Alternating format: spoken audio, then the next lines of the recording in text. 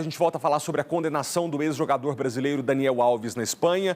E já vamos direto com o João Vettori? Ele está com a gente ao vivo, está acompanhando esse caso desde que veio à tona e agora conosco tem a oportunidade de esclarecer os detalhes dessa condenação que veio a público aqui no SBT 21 minutos atrás. A gente noticiou, tá, João, conforme a imprensa espanhola havia divulgado, os 4 anos e meio de prisão, menos do que Ministério Público e a defesa da moça pediram, mas é uma condenação que veio atribuir a culpa ao Daniel Alves por esse crime sexual. Bom dia para você, João, e obrigado pela presença.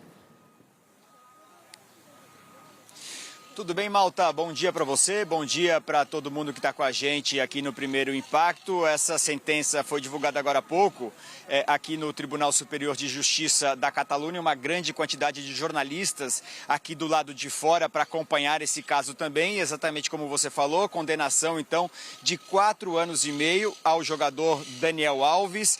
Depois dessa pena, ele ainda precisa cumprir uma pena de 5 anos no que está sendo chamado de uma condenação vigiada, ou seja, depois de cumprir a pena, o Daniel Alves ainda por 5 anos, durante esse período, precisa comparecer à justiça para sempre informar quando vai estar saindo do país e, enfim, prestar contas ainda à justiça por 5 anos e, além disso, se manter distante da vítima por 9 anos, além do pagamento de uma multa de 150 mil euros que ele já havia pago, né? Há pouco saiu por aqui também o auxiliar da advogada de acusação. Ele disse rapidamente para a imprensa de que precisaria ler com detalhes ainda a sentença divulgada pela juíza para saber se a acusação vai recorrer sobre o caso. Lembrando que tanto a acusação quanto a defesa eles podem recorrer no Tribunal de Apelação, que é a segunda instância aqui na Espanha. O Daniel Alves está preso há pouco mais de 1 ano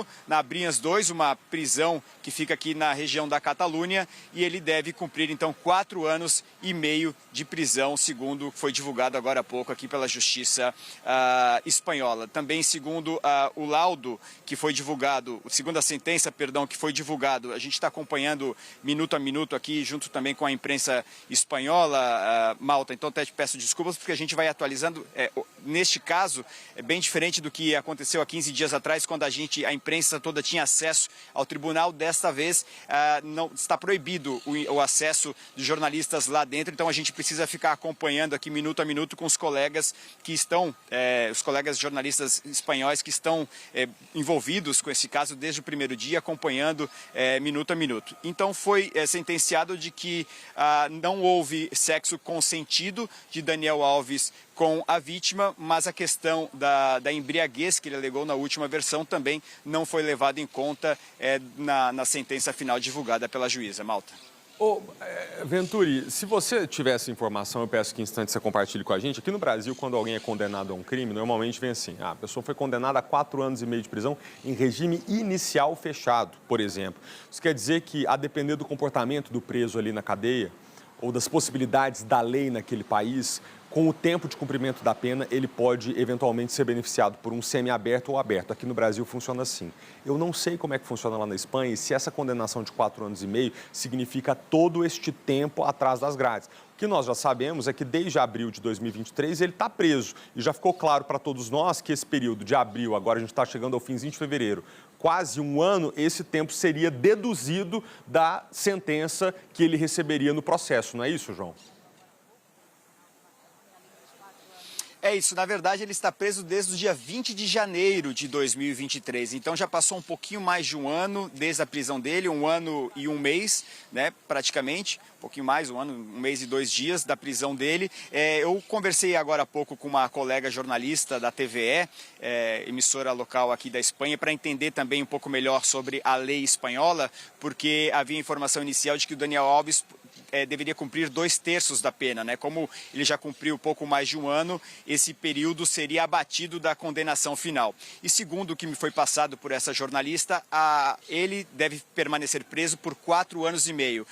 Depois de 2/3 da pena cumprida, a advogada dele, a advogada de defesa, pode recorrer à justiça e aí pedir que esse último terço, né, dependendo do comportamento dele dentro da prisão, como o Daniel Alves se manteve durante esse período, se a justiça pode dar a liberdade para ele nesse último terço da condenação. Essa é uma informação inicial que eu apurei com jornalistas espanhóis que estão aqui ao meu lado fazendo também a cobertura para a Espanha. Então, essa é uma informação. Mas mesmo depois do cumprimento da pena dele na cadeia, ainda assim, por 5 anos, ele deve sempre comparecer e prestar contas com a justiça sempre que desejar sair do país. Eu perguntei também aqui para a colega jornalista porque aqui na Espanha há uma brecha de que quando uma condenação é inferior a 5 anos, a pessoa pode cumprir essa pena no seu país. Então Daniel Alves poderia cumprir a pena no Brasil, já que foi condenado a 4 anos e meio. Mas segundo essa mesma jornalista me disse,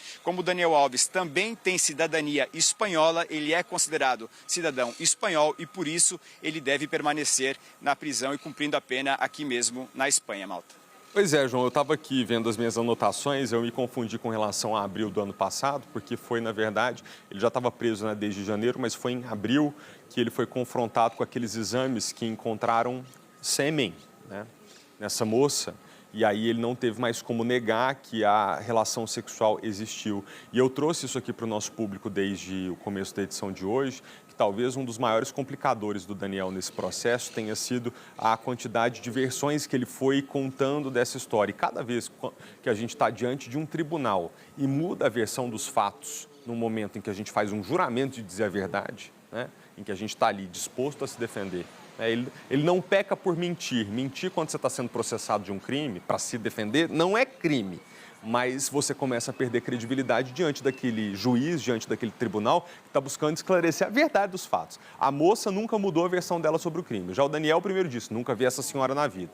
Depois, eu entrei no banheiro dela com ela sim, mas nada aconteceu. Depois, não, a gente teve uma relação, mas foi consensual. Depois, não, é porque eu não queria dizer para minha esposa que eu tinha tido uma relação sexual, porque aí foi uma traição e por isso eu menti. Por fim, estava embriagado, não sabia o que estava fazendo. Ele se complicou muito com relação a isso. O que você disse, João, é que pelo fato dele ser cidadão espanhol, ele está submetido às mesmas leis, né, dos espanhóis também. Exatamente, uma vez que você tem a cidadania, né, você se reconhece como um cidadão do país, você também passa a se enquadrar dentro das leis do país, né, você tem que cumprir as leis, mas exatamente, como ele foi mudando a versão dele ao longo do tempo, foram 5 versões apresentadas, né, a última no dia do julgamento, há 15 dias atrás, quando a gente acompanhou daqui de perto a sentença, o juízo do caso, né, quando ele disse pela 5ª vez que ele estava muito embriagado, estava bebendo com os amigos durante todo o dia e que aquilo teria tirado dele, de certa forma, a noção real dos acontecimentos, dos fatos. Mas o que contradisse o Daniel foi que até a advogada dele, a advogada de defesa, chamou algumas psicólogas aqui para testemunhar a favor do Daniel Alves e elas reconheceram que o excesso de álcool poderia ter feito com que ele perdesse um pouco da noção dos acontecimentos, mas ao ser questionada, se a psicóloga, ao ser questionada se ainda sob o efeito de álcool, se o Daniel Alves teria a noção se ele estaria fazendo bem ou mal, se ele, apesar de estar completamente embriagado, mas se ele seria capaz de ter esse discernimento, e a psicóloga disse que sim, embora ele estivesse embriagado, ele saberia dizer se estava fazendo bem ou estava fazendo mal.